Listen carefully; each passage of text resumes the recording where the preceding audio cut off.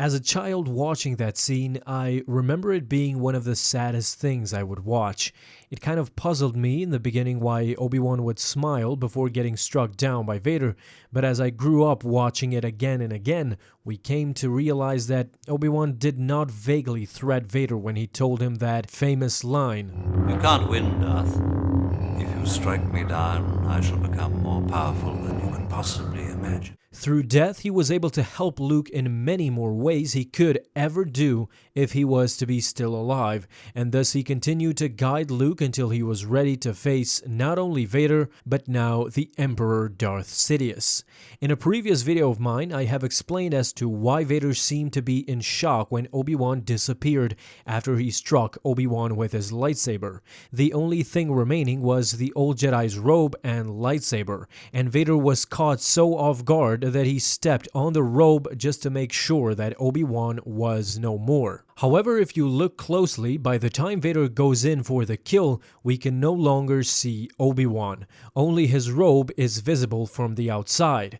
This has made some fans ask an interesting question. Did Darth Vader actually kill Obi-Wan? Maybe he disappeared even before Vader could strike. If we read A New Hope, A Princess, The Scoundrel, and the Farm Boy, which is a canon novel released in 2015, there it is outlined what happened just before Obi-Wan's death. It says Ben looked over as the troops approached, catching his attention. He looked past them to where Luke was standing. Obi-Wan turned back to face Darth Vader.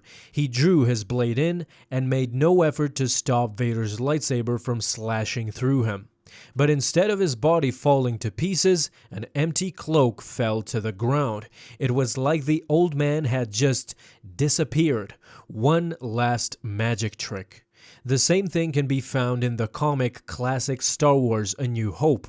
It is explained that Obi-Wan Kenobi turned his head and seemed to be looking straight at Luke.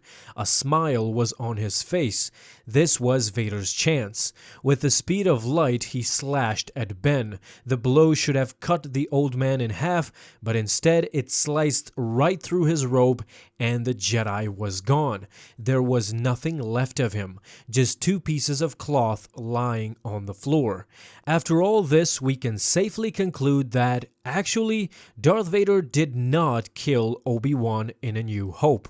Obi-Wan used his training to dissolve into the Force and disappear in the process right before Vader could strike at him with his crimson lightsaber.